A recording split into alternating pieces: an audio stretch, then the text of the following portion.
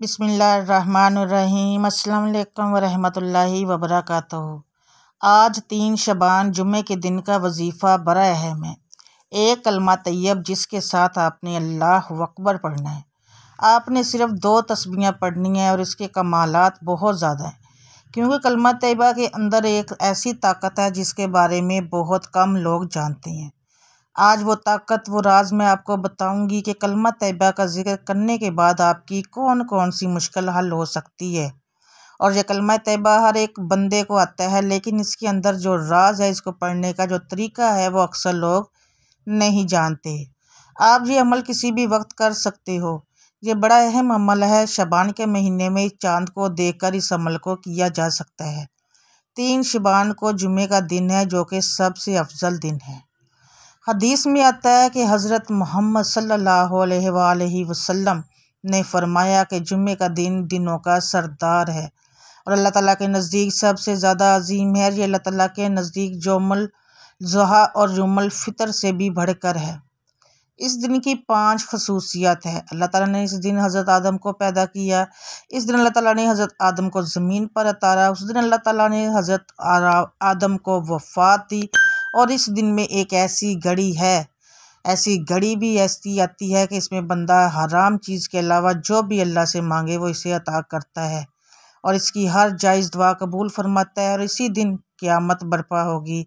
फरिश्ते, आसमान, ज़मीन, हवाएं, पहाड़, समंदर इस दिन से खौफ खाते हैं। इसलिए अगर आपकी 70,000 हाजतें भी हो और अगर आप 3 शबान जुमा के बाबरकत दिन में अल्लाह पाक से जो भी मांगोगे तो अल्लाह पाक ज़रूर अता करता है। हर दुआ भी कबूल फरमा देता है। आज इस दौर में हर बंदे की कोई ना कोई हाजत है, किसी न किसी मुश्किल के अंदर मुब्तला है। इसलिए मैं आपको फ़र्दन ये वजीफ़े का तरीका बताती रहती हूँ। और एक मैं आपको बड़ा अहम वाक़या भी बताती हूँ जो इसी के मुतल्लक़ है। एक बंदे ने 70,000 मरतबा ये कलमा तैयबा पढ़ा था और इसको अल्लाह पाक ने कितने अनवार व तजल्लियात अता फ़रमाए, आप अंदाज़ा नहीं लगा सकते। इसलिए अगर आपको रिज़्क़ की ज़रूरत हो, आपका कोई मसला हो, किसी काम के अंदर कोई रुकावट है, तो ये कलमा तैयबा का वजीफ़ा ऐसा वजीफ़ा है कि आपकी मुश्किल फ़ौरन ख़त्म हो जाती है, क्योंकि इसके अंदर अल्लाह पाक का अपना ज़ाती नाम है। जो अल्लाह पाक को इसके ज़ाती नाम से पुकारता है तो अल्लाह पाक इस बंदे की पुकार को सुनता है, क्योंकि हदीस पाक के अंदर आपने अक्सर पढ़ा होगा कि आपने फरमाया जो सबसे बेहतरीन ज़िक्र है वो कलमा तैयबा है। एक और जगह फरमाया, सहीन की रिवायत है कि रसूलुल्लाह सल्लल्लाहु अलैहि वसल्लम ने फरमाया, जिस बंदे ने कलमा पढ़ा और उसी पर उसकी मौत हुई तो वह जन्नत में दाखिल होगा। नाज़रीन, आपने इस अमल को बड़ी तवज्जो के साथ सुनना है और इसके लिए मेरी गुजारिश है कि आप वीडियो को मुकम्मल देखा भी करें, गौर से सुना भी करें और कहीं से स्किप ना किया करें। एक हमारे बुज़ुर्ग फरमाते हैं कि मैंने इस कलमा तैयबा को 70,000 मरतबा पढ़कर अपने पास रखा हुआ था। वो फरमाते हैं किसी शख्स ने मेरी दावत की, मैं इनके घर गया, इनका नाम इब्ने अरबी था। तो वहाँ पर एक नौजवान था और कशफ के ज़रिए लोगों के हालात देख लेता था। उसको कशफ का इल्म कहते हैं और इसके पास कशफ की निगाह थी। वो अपनी निगाह के ज़रिए देख लेता था। किसी कब्र पर जाता था कि इस कब्र वाले के साथ क्या मामलात हो रहे हैं। इसी तरह इसने अचानक बैठे बैठे निगाह के ज़रिए देखा कि इसकी वालदा को अज़ाब हो रहा है। जब वह परेशान हुआ, रोने लगा कि मेरी वालदा को कब्र का अज़ाब हो रहा है। और इब्ने अरबी जो सामने बैठे थे, उन्होंने कहा कि नौजवान क्यों रो रहे हो? उसने कहा कि मेरी वालदा को कब्र में अज़ाब हो रहा है। तो इसी जगह बैठे बैठे इब्ने अरबी ने वो जो 70,000 कलमा पढ़ा हुआ था, कहा कि यह मैं तेरी वालदा के इसाले सवाब पेश करता हूँ। और उसने फिर दोबारा उसी लम्हे में देखा वालदा जन्नत की सैर कर रही है। पूछा कि क्या वजह है?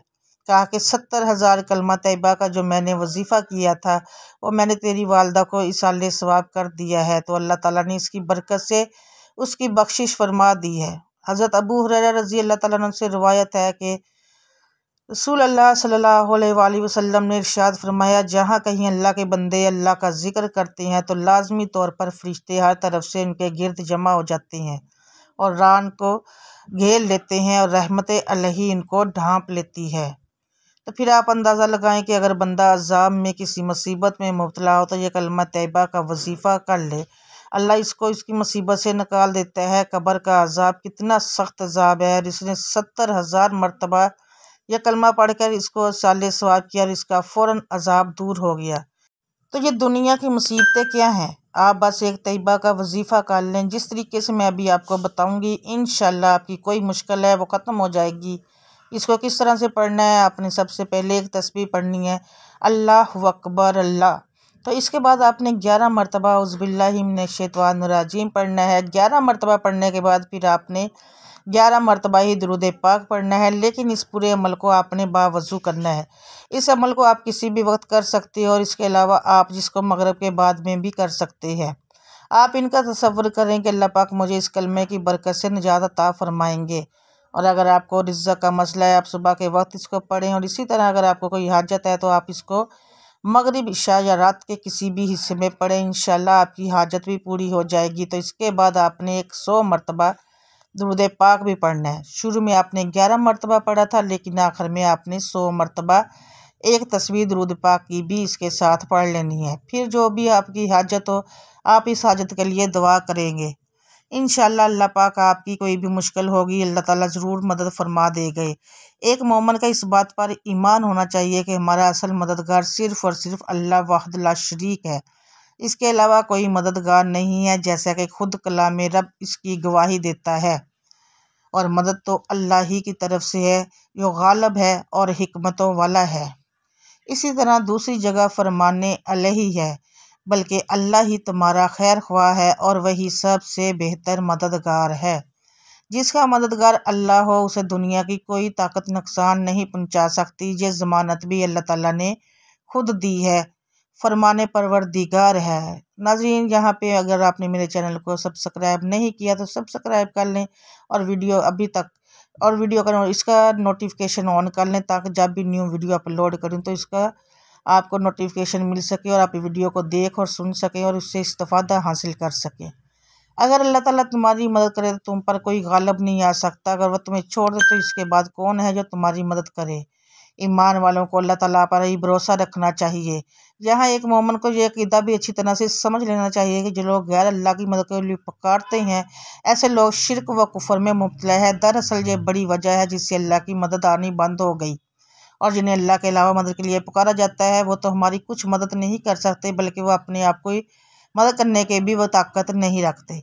मसाइब पर सब्र करने से भी अल्लाह की मदद आती है। जो मोमिन सब्र के साथ रब ही को पुकारता है और इसी से अमदाद तलब करता है और इसे अल्लाह ताला हर बला से निजात देता है, बल्कि ऐसे लोगों के साथ हमेशा अल्लाह लगा रहता है।